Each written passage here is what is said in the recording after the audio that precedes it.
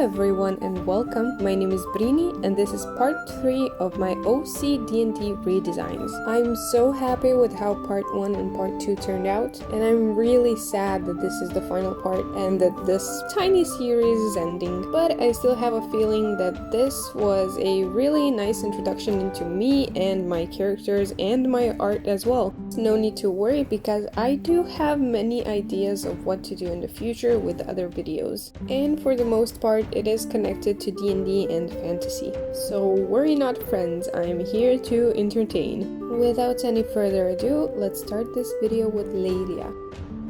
Lelia is a Kenku gunslinger. She was born in the middle of nowhere, middle of the woods, and at a really young age she already left the nest. It wasn't really that strange for Kenkus to leave their nests, but she was extremely young. In fact, she was already 7 when she set off. Being separated from an adult really didn't teach her much. I mean, she technically didn't even know her own parents, and no one was there to teach her manners, to teach her basic life skills. She was dragging along herself with lowlives, bandits, criminals, all those kind of people. So the streets basically taught her that life is unfair and miserable. If she wanted something more from life, she would have to be greedy and selfish, and eventually she wasn't taking shit from anyone. She was a rude, drunk, hormonal teenager out in the world being a dumbass. She was living in a basement of some old lady's home. It was questionable if the lady even knew that she was living there, but apparently she was paying rent, so during the day she would go around and steal things, and during the night she would be at a bar. And at the bar she would be a prick. No easy way to say it. She would be very disrespectful to the other patrons. She would gamble away the stolen goods and make fun of people who gambled against her. Provoking them would usually go into her favor. She would distract the other person and then win the gamble. And mimicking her opponent's words really got on their nerves. It is very, very annoying. But not everyone will take BS. And one day she decided to pick on a wrong person at the wrong time. She was betting against this huge orc guy, and even though she won the bet, she didn't keep the money, nor could she keep her beak. It was really a one-punch knockout at that point. She couldn't even fight back. She just woke up in an alley next to the bar. Her beak and pride were broken completely, and she lost all her money. So the next best thing was to get money the other way, and she noticed bounty hunters get a lot of cash. Becoming a sniper was very easy. She already had no care for others, so taking a life for her was very easy. She decided to make a mask for herself. She made a small built-in scope into her mask, specifically because she wanted to get targets from far away. She would take out people, collect the bounties, and live a luxury life.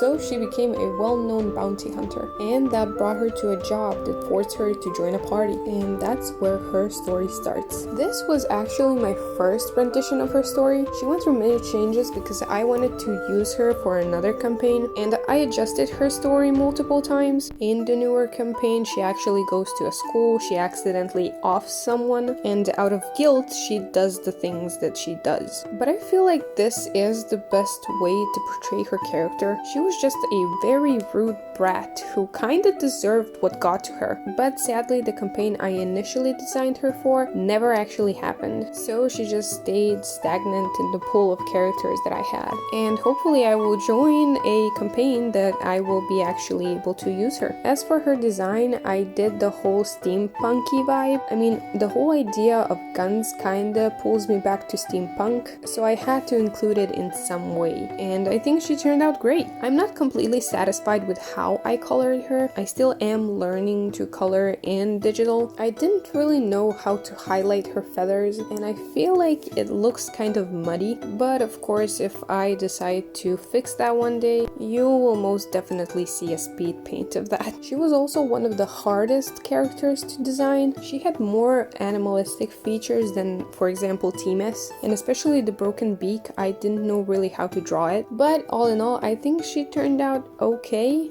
I like her outfit, I like her colors. I'm just not too sure about the off mask one. And with Lelia done, that brings me to our next and last character, Valerie.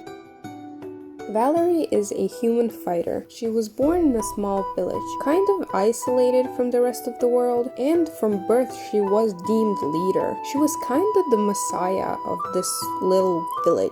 She was a child, and the rest were her followers basically. As she was growing up, they were training her to be a warrior. Their village had quite a bit of manpower, so different kingdoms would rent them in a way to fight in wars, and she would be in the front lines fighting. Her village was very strange. They had rituals and they followed this deity that no one actually knew what it was, and if someone was to disobey or go against the deity, they would be sent away to never return basically. If an outsider came, they would welcome them with open arms. But as beautiful as their welcome was, the outsiders wouldn't actually live long enough to see what was going on in the village. Even though Valerie was in a way a leader of this village, she was pretty isolated from what was happening in it. She didn't really know that people were being sacrificed. She had a court and she had an advisor who would actually tell her what to say, and she was okay with that because she didn't know any better. Eventually, the villagers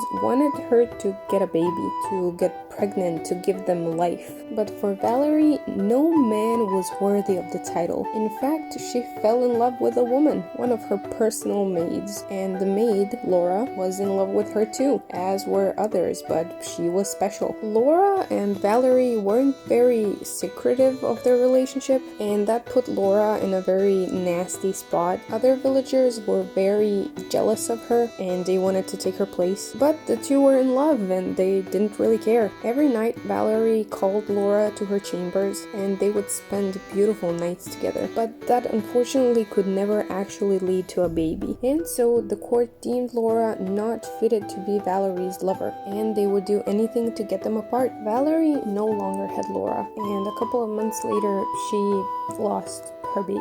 She was going crazy, so they locked her up in her room not to see the light of day. She was in there for months, broken, traumatized, and all that stress led to a miscarriage. And because the baby was already announced to the masses, she wasn't allowed to be seen in public by the other villagers. The court couldn't let anyone know that she lost it, so she was rotting away until she had enough. She heard there was a traveler in town, and she knew this traveler wouldn't live long. She got out of her chambers. She put herself together and she walked out. She stopped believing in this deity. It brought nothing but suffering to her. So she helped the traveler escape, and she escaped with them. She left that god-forsaken place and found life in something new. So she became a traveler with this new friend of hers, and that's where her story starts. Valerie is a very sad and tragic character. Being brainwashed from birth didn't really help her situation. If it wasn't clear by now, her village was a cult. She is a very powerful, dominating lesbian character, but she still got manipulated into a lot of things. Her whole life basically is a manipulation. So when she finally ran off, it wasn't easy to get used to the outside world. Her views and beliefs were still influencing her way of thinking and acting. Now, playing this much trauma was very difficult for me. I mean, don't get me wrong, I am traumatized, but not by the same things that she was. Her story is so dark,